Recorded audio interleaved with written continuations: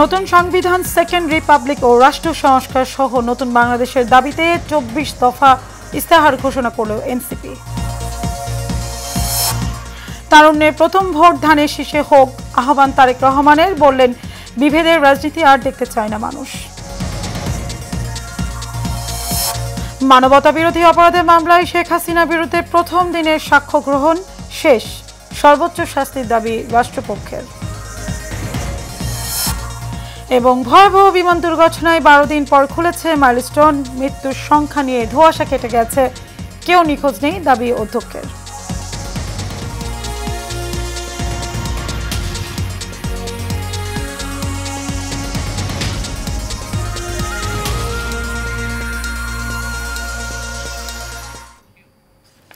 স্বাগত Asian prime নিউজে, আপনাদের সাথে আছে আমি মারিয়ামিকো। এতক্ষণ শুনছিলেন বিআরবি কেবল ইন্ডাস্ট্রিজ লিমিটেড সংবাদ শিরোনাম। চলে যাব পুরো সংবাদে। নতুন সংবিধান, সেকেন্ড রিপাবলিক, জুলাই অভ্যুত্থানের স্বীকৃতি এবং বিচার, গণতন্ত্র ও রাষ্ট্রীয় প্রতিষ্ঠানের সংস্কার সহ নতুন বাংলাদেশের দাবিতে ২৪ দফা ইস্তেহার ঘোষণা করেছে জাতীয় নাগরিক পার্টি এনসিপি। জুলাইয়ের ছাত্র জনতার অভ্যুত্থানে গণমানুষের আশা আকাঙ্ক্ষার প্রতিফলন এই ২৪ দফা ইস্তেহার বলে দাবি করেছেন দলটির আহ্বায়ক নাহিদ ইসলাম। সাখাওয়াত হোসেনের ক্যামেরায় রকিব মানিকের রিপোর্ট। গেল বছর ৩ আগস্ট ফ্যাসিস্ট সরকারের পতনের এক দফা ঘোষণা হয়েছিল কেন্দ্রীয় শহীদ মিনারে। ঠিক একই স্থানে আবারও জুলাই অভ্যুত্থানের মর্মমানি নিয়ে নতুন বাংলাদেশের ২৪ দফা ঘোষণা করেন এনসিপির আহ্বায়ক নাহিদ ইসলাম। এনসিপির সমাবেশকে ঘিরে রোববার সকাল থেকেই সারা দেশ থেকে নেতাকর্মীরা আসতে থাকে কেন্দ্রীয় শহীদ মিনারে। বিকেলে পরিপূর্ণ হয়ে ওঠে সমাবেশস্থল। দলটির আহ্বায়ক নাহিদ ইসলাম জুলাই চেতনার বাস্তবায়ন করতেই নতুন সংবিধান ও জুলাইয়ের স্বীকৃতি, রাষ্ট্রীয় প্রতিষ্ঠানের সংস্কার সহ ২৪ দফা ইশতেহার ঘোষণা দেন। এই নতুন সংবিধান আমাদের রাষ্ট্রের আইন, বিচার ও নির্বাহী বিভাগের মধ্যে ক্ষমতার সুনির্দিষ্ট বিভাজন ও ভারসাম্য নিশ্চিত করবে। আমরা জুলাই ঘোষণাপত্র, জুলাই সদনের সাংবিধানিক স্বীকৃতি নিশ্চিত করব। আমাদের দ্বিতীয় দফাটি হচ্ছে জুলাই গণ অভ্যুত্থানের স্বীকৃতি ও বিচার। এই জনপদের মানুষের উপনিবেশ বিরোধী সংগ্রাম, ১৯৭১-এর মহান মুক্তিযুদ্ধের কাঙ্ক্ষিত সাম্য, মানবিক মর্যাদা ও সামাজিক সুবিচার প্রতিষ্ঠার লড়াই এবং জুলাই গণ অভ্যুত্থানে একটি বৈষম্যহীন বাংলাদেশ গঠনের প্রত্যয়ই আমাদের প্রেরণা। এর আগে সমাবেশে বক্তব্য দেন এনসিপির সদস্য সচিব ও যুগ্ম আহ্বায়করা। তারা বলেন, জুলাই আন্দোলনের মাধ্যমে তরুণরা রাজনৈতিক সচেতন হয়েছে, তারা দেশকে সংস্কার করতে চায়। কোনো বিপদ আসতে থাকে, এই প্রজন্ম জীবন দিয়ে সেই বিপদ মোকাবেলা করবে। আমরা এমন ব্যবস্থা গড়ে তুলব যাতে বাংলাদেশের প্রত্যেকটা নাগরিকের স্বাস্থ্য তথ্য ডিজিটালি সংরক্ষিত থাকে, ইলেকট্রনিক হেলথ রেকর্ড থাকে, আর কখনো আপনাদের স্বাস্থ্য তথ্য হারাবে না। নেতারা আরো বলেন, ফেসিবাদের পতন হলেও এখনো ষড়যন্ত্র চলছে, সবাইকে সজাগ থাকতে হবে। প্রিয় এনসিপির কর্মী এবং সহযোদ্ধারা, পরবর্তীতে আমাদের আহ্বায়ক এবং সদস্য সচিব প্রয়োজনীয় দিক নির্দেশনা দিবেন। আমাদের যদি জীবনও চলে যায়, আমরা তাদের দিক নির্দেশনা বাস্তবায়ন করব।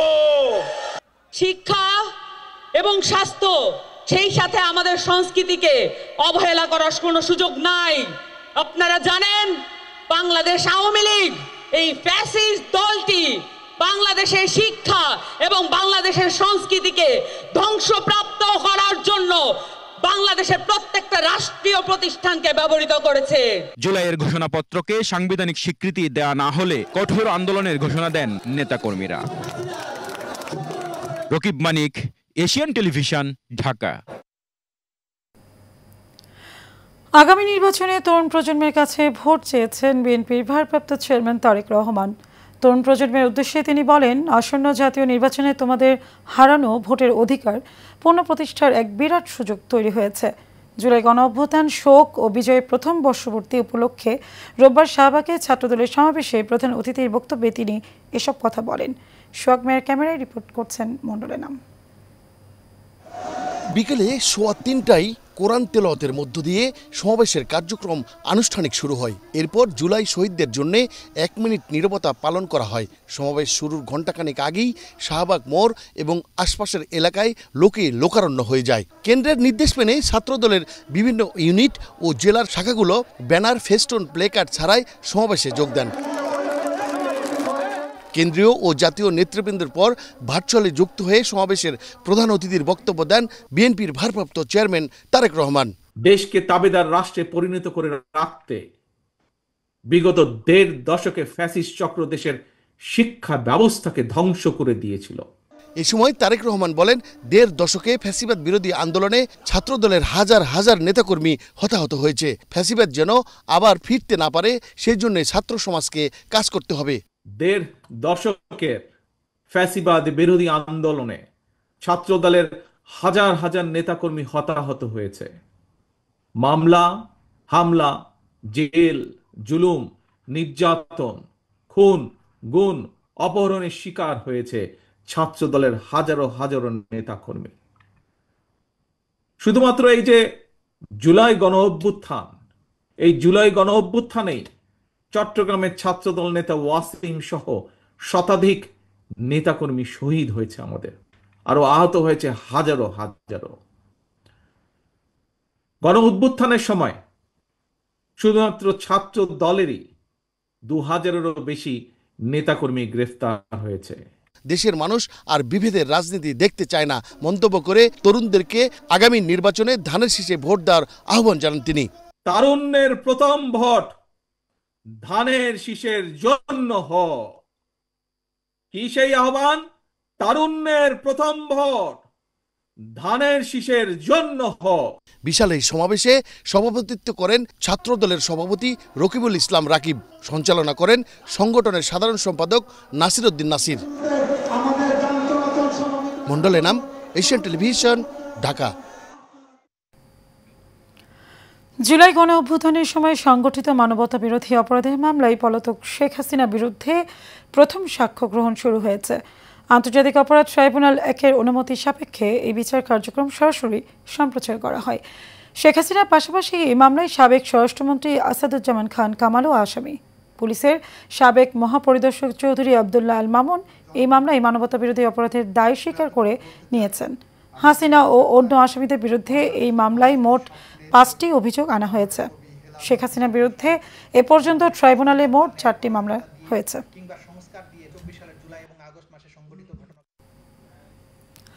রাজধানী উত্তরায় মাইলস্টোন কলেজে বিমান বিধ্বস্তের 12 দিন পর আবারও শুরু হয়েছে কলেজটির কার্যক্রম। তবে পুনরায় শিক্ষা প্রতিষ্ঠান চালু হলেও আজ কোনো নিয়মিত ক্লাস বা পরীক্ষা নেওয়া হয়নি। দিনের শুরুতে নিহতদের স্মরণে একটি অনুষ্ঠানের আয়োজন করেন শিক্ষা প্রতিষ্ঠান। রোববার কলেজটির অধ্যক্ষ সাংবাদিকদের জানান, সবার সহযোগিতায় ভয়াবহ দুর্ঘটনা পরবর্তী পরিস্থিতি কাটিয়ে ওঠা সম্ভব হয়েছে। মৃত্যু নিয়ে আর কোনো ধোঁয়াশা নেই, কোনো শিক্ষার্থী নিখোঁজ নেই। তিনি বলেন, যাদের মরদেহ তাৎক্ষণিক চিহ্নিত করা যায়নি তাদের ডিএনএ টেস্ট করে পরিচয় নিশ্চিত করা হয়েছে। শিক্ষার্থী ও অভিভাবকদের আতঙ্ক ও ভয় কাটানোর জন্য কাউন্সেলিং করা হচ্ছে। অভিভাবকদের অনুরোধ, ক্যাম্পাস উন্মুক্ত করে দেওয়া হয়েছে, সবাই স্বাভাবিক পরিস্থিতিতে ফিরতে যাচ্ছেন। আগামী মঙ্গলবার থেকে যথানিয়মে ক্লাস শুরু হবে। গত 21 জুলাই রাজধানী উত্তরায় দিয়াবাড়িতে মাইলস্টোন স্কুল অ্যান্ড কলেজ বিমান বাহিনীর যুদ্ধ বিমান বিধ্বস্ত হয়। স্কুল কর্তৃপক্ষ জানিয়েছে এ ঘটনায় মোট 33 জন নিহত হয়েছে, যার মধ্যে 27 শিক্ষার্থী, 2 জন শিক্ষক, 3 অভিভাবক ও 1 আয়া। ব্রাহ্মণবাড়িয়ার বিজয়নগরে 2টি মোটরসাইকেল ও একটি সিএনজি চালিত অটোরিকশার ত্রিমুখী সংঘর্ষে 4 মোটরসাইকেল আরোহী নিহত হয়েছেন। বিকেলে ঢাকা সিলেট মহাসড়কের বিজয়নগর উপজেলার রামপুর এলাকায় এই ঘটনা ঘটে। নিহতদের পরিচয় তাৎক্ষণিকভাবে জানা যায়নি। সরাইল খাঁটিহাটা হাইওয়ে থানার ভারপ্রাপ্ত কর্মকর্তা মোহাম্মদ জাহাঙ্গীর আলম জানান, ব্রাহ্মণবাড়িয়াগামী একটি মোটরসাইকেলের সঙ্গে বিপরীতমুখী আরেকটি মোটরসাইকেল ও সিএনজি চালিত অটোরিকশার সংঘর্ষ হয়। এতে ঘটনাস্থলেই মোটরসাইকেল 4 আরোহী নিহত হন। নিহতদের মরদেহ উদ্ধার করে ময়নাতদন্তের জন্য জেলা সদর হাসপাতালে মর্গে পাঠানো হয়েছে।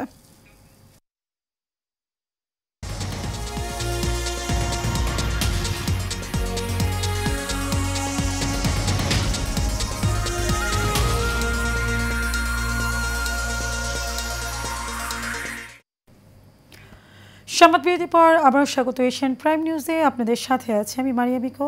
এবারে খেলার খবর।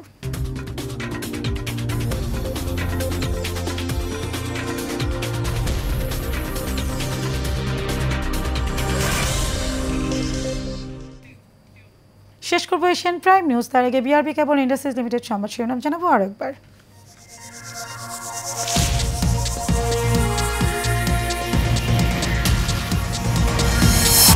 নতুন সংবিধান, সেকেন্ড রিপাবলিক ও রাষ্ট্র সংস্কার সহ নতুন বাংলাদেশের দাবিতে 24 দফা ইস্তেহার ঘোষণা করল এনসিপি। তারুণ্যের প্রথম ভোট ধানের শীষে হোক আহ্বান তারেক রহমানের, বললেন বিভেদের রাজনীতি আর দেখতে চায় না মানুষ। মানবতা বিরোধী অপরাধে মামলায় শেখ হাসিনা বিরুদ্ধে প্রথম দিনের সাক্ষ্য গ্রহণ শেষ, সর্বোচ্চ শাস্তির দাবি রাষ্ট্রপক্ষের। এবং ভয়াবহ বিমান দুর্ঘটনায় 12 দিন পর খুলেছে মাইলস্টোন, মৃত্যুর সংখ্যা নিয়ে ধোঁয়াশা কেটে গেছে, কেউ নিখোঁজ নেই দাবি অধ্যক্ষের। এশিয়ান প্রাইম নিউজ এই পর্যন্তই, পরের সংবাদ দেখার আমন্ত্রণ রইল। ধন্যবাদ সবাইকে।